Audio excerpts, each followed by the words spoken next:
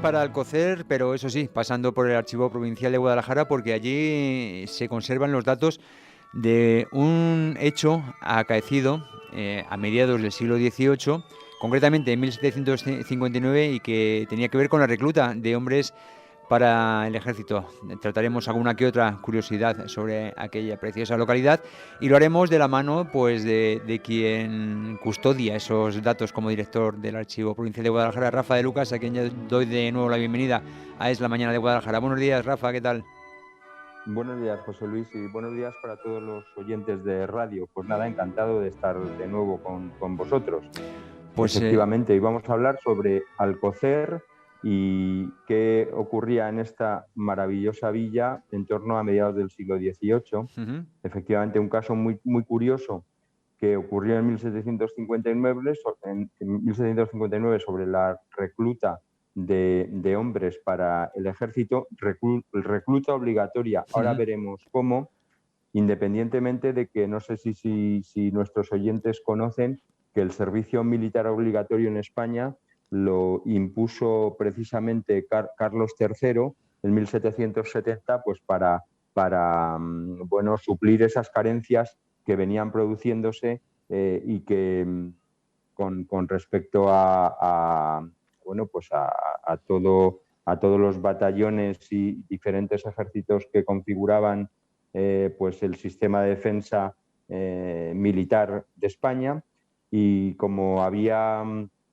en muchas ocasiones producían esas carencias, pues durante muchos años, independientemente de la soldadesca profesional, pues el Estado o el reino o el rey pues se tuvo que ir inventando algún sistema de recluta como el que ahora veremos. Pero luego, ya repito, ya en 1770 esto bueno, pues desapareció y se hizo la recluta obligatoria de lo que se llamaban las quintas, que eran, bueno, digamos, bueno, por cada 50.000 hombres se hacían, se tenían que crear, digamos,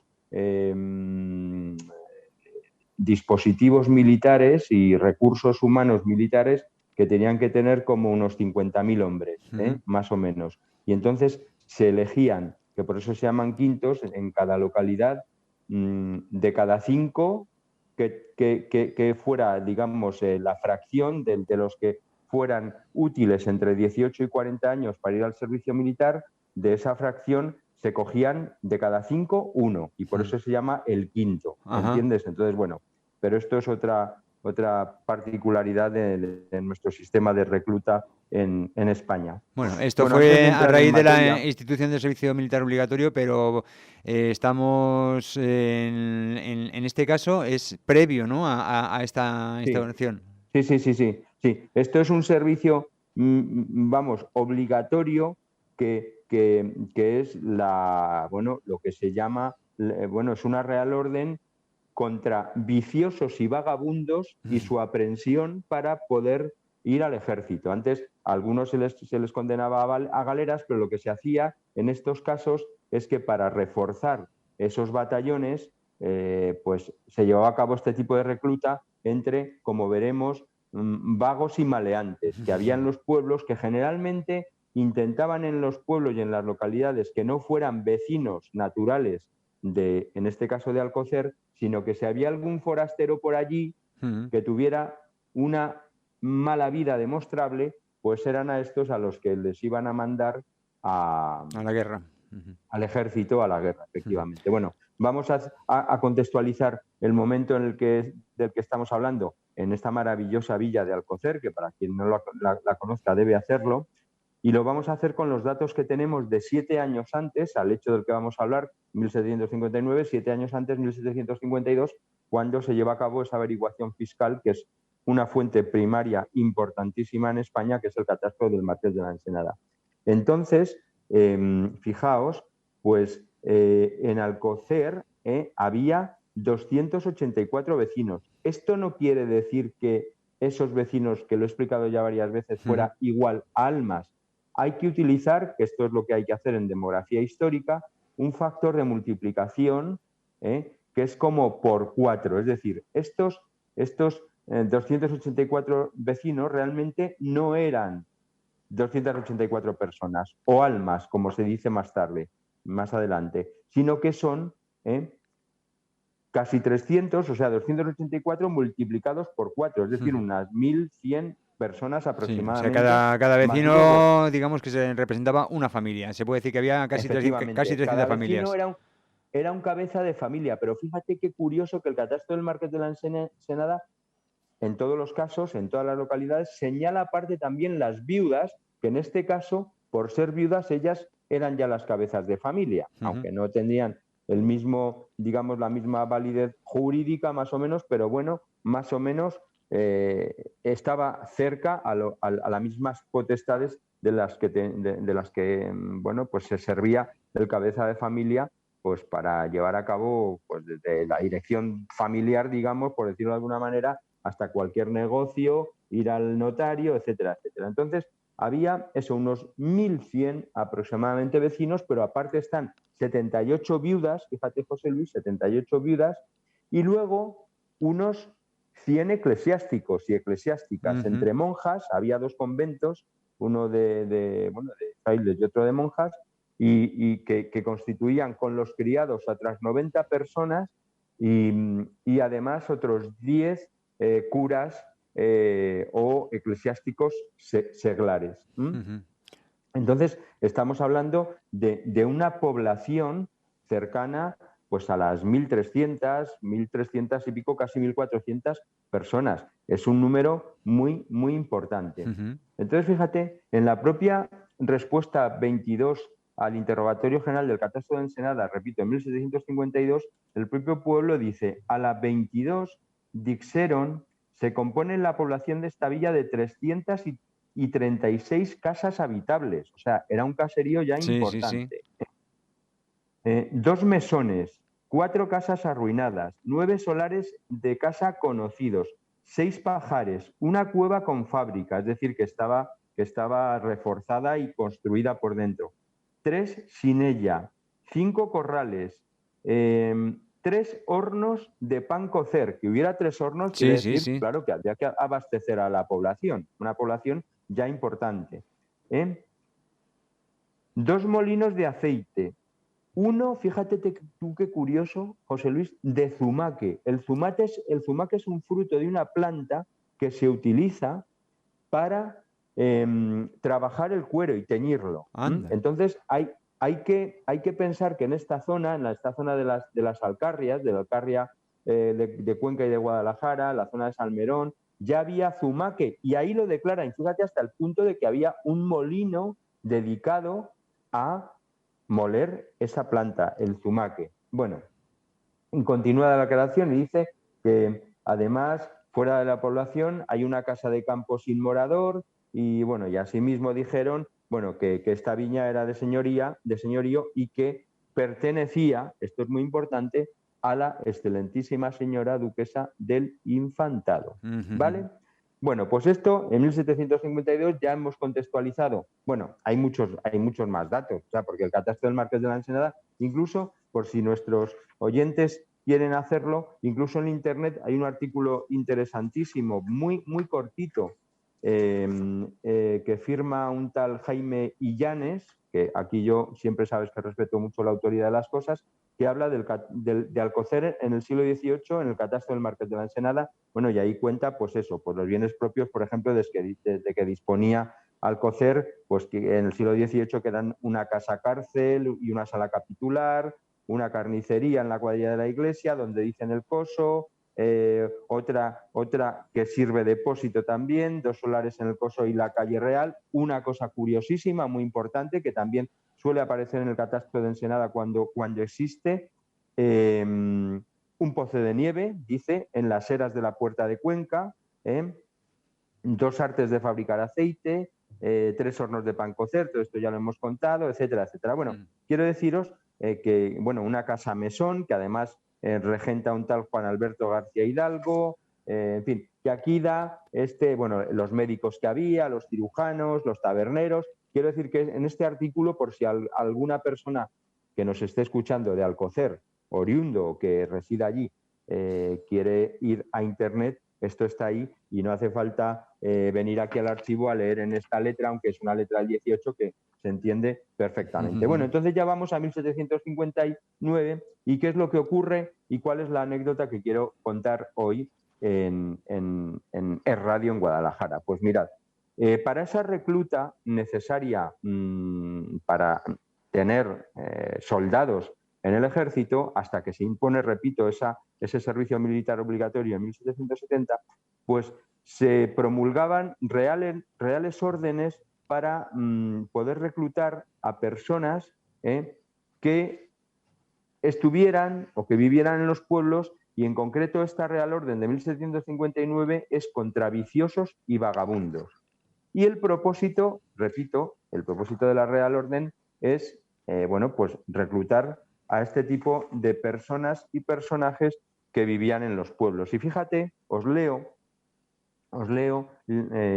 para que veáis lo que dice la propia Real Orden, y que dice: prevengo a vuestras mercedes que luego que reciban estas, se refiere a la Real Orden, formen una relación testimoniada y autorizada de sí mismos, en que se pongan los nombres, apellidos y oficios de todos los hombres que haya en ese pueblo, casados y solteros, desde la edad de 18 años hasta la de 40, que sean viciosos, fíjate tú, y mal entretenidos, de poca o ninguna utilidad a la República, con expresión breve y clara de sus defectos o vicios, sin incluir los que tuviesen el de borrachos de costumbre o latrocinio consumado, puesto que de estos se habrá de formar nota separada. Bueno, pues fíjate tú, ¿qué están haciendo aquí? Pues establecer con un criterio muy selectivo quiénes van a ser esas personas que los alcaldes, en este caso los dos alcaldes ordinarios de Alcocer y, por supuesto, el cura párroco, iban a hacer esa relación de viciosos o de personas mal entretenidas que fueran susceptibles de ser detenidos, además, y llevados ante la justicia de Guadalajara y apresados para luego finalmente ir al ejército, como vamos a ver.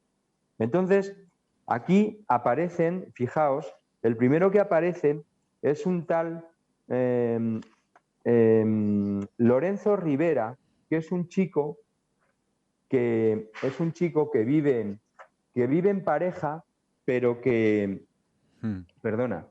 vive en pareja, pero que realmente es natural de Alcocer. de allí de Alcocer. Y este chico, según declaran los dos alcaldes y el cura párroco, pues es un chico de mal vivir, pero que realmente se dedica al latrocinio y a la ratería, pero es natural de allí.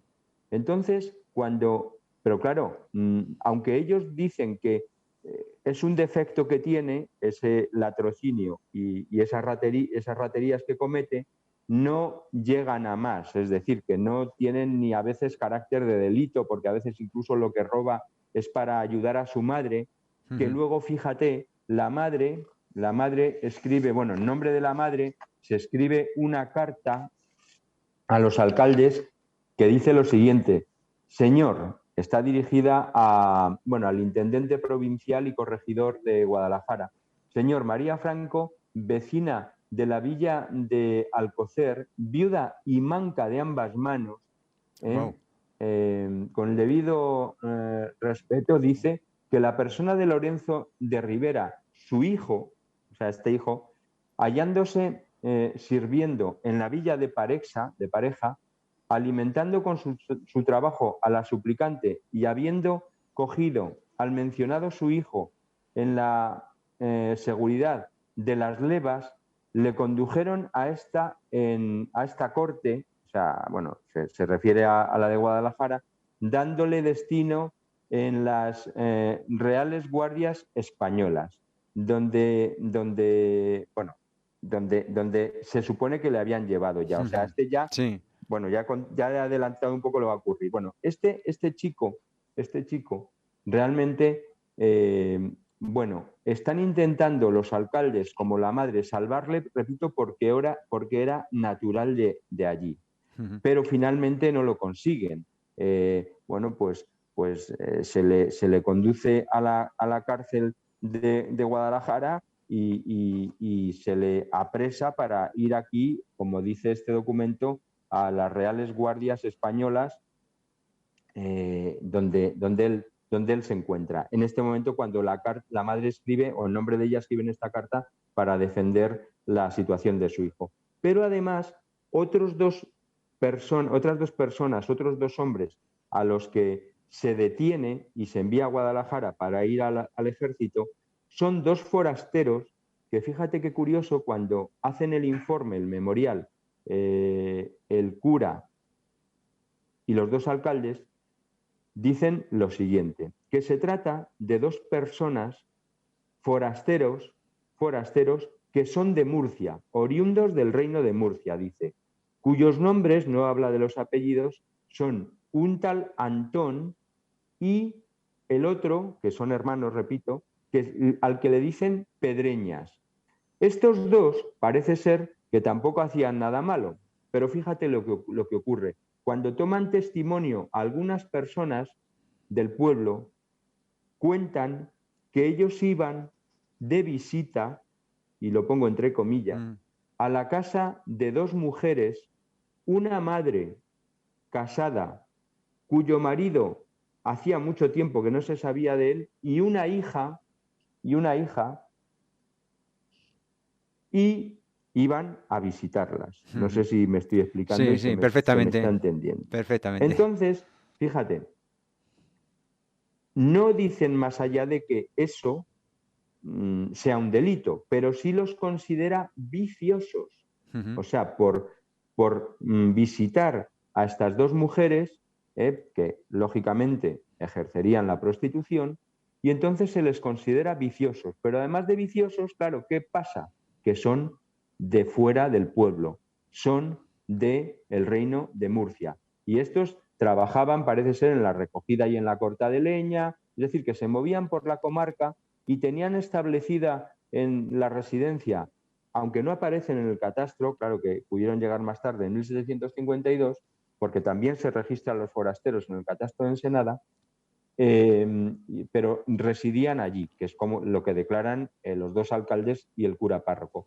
Y fíjate, qué curioso, no afean la conducta de las dos mujeres en ningún caso. No solo eso, sino que además las salvan por respeto a la institución del matrimonio, porque una de ellas, la madre, estaba casada, aunque, repito, ese marido estaba ausente y parece ser que ausente desde hace mucho tiempo. Pero claro, a pesar de que, fíjate que en aquel tiempo, evidentemente, no era la prostitución nada permitido, pero como siempre se ha hecho con la prostitución, se miraba a otro lado, Sí. salvo que diera lugar a o escándalo a tal, pero aquí en este documento sí que se hace alusión a esta situación de las dos mujeres, pero siempre se habla de no introducir ningún elemento de acusación delictiva hacia ellas por respeto a la casada y al matrimonio.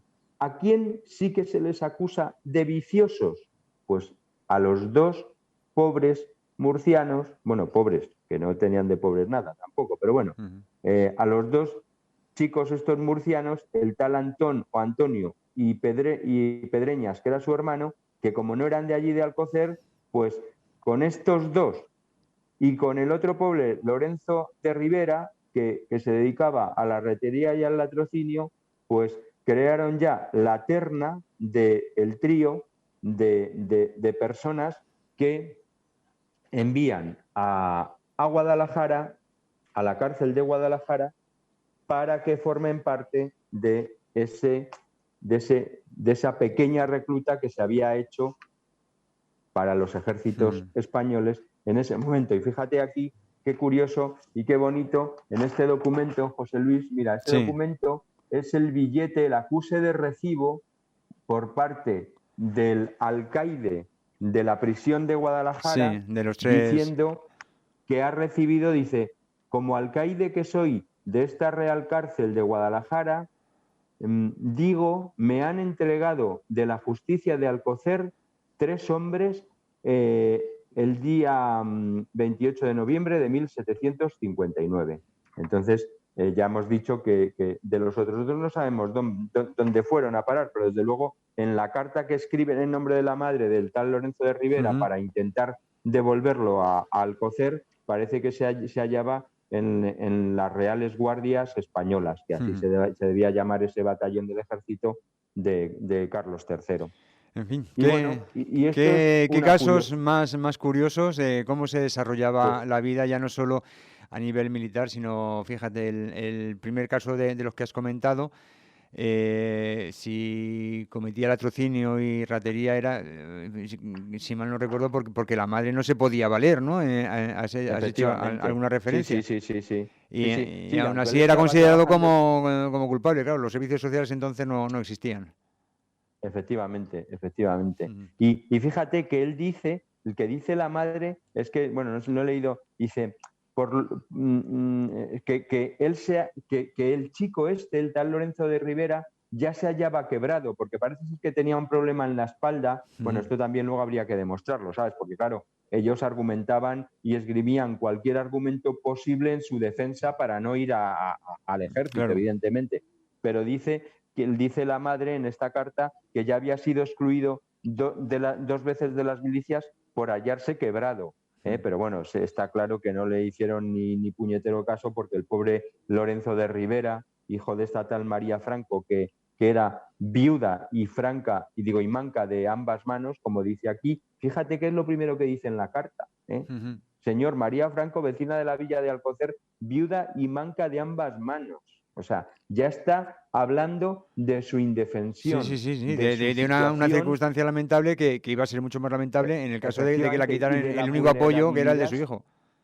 Claro, efectivamente, y de la vulnerabilidad y estado en el que vive, y que solo puede estar atendida por este hijo al que definitivamente se lo arrebatan, más allá de que fuera un pequeño raterillo, que es lo que los propios alcaldes dicen en su informe, pues se lo arrebatan y la dejan sin esa posibilidad de sustento que le daría su hijo. En fin, Esto es todo por hoy. No sé si se te ocurre alguna cosa y no sé cómo vamos de tiempo. Pues vamos de tiempo ya finalizando la sección, porque es tan interesante lo de viajar contigo en el tiempo, que se nos pasa, pues esto, el tiempo volado. Muchísimas gracias, volando. Rafa de Lucas. Pues eso, no os olvidéis, a los que no la conozcáis, Alcocer es una villa maravillosa con una historia espectacular, espectacular. Y además que se come muy bien, no vamos a hacer publicidad, que hay un restaurante. Creo que no es necesario hacer publicidad a la hora de hablar de Alcocer, si hablamos de restaurantes. Gracias, Rafa de Lucas, director del Archivo Provincial de Guadalajara, por esta nueva intervención, y hasta la próxima. Ha sido un placer, como siempre.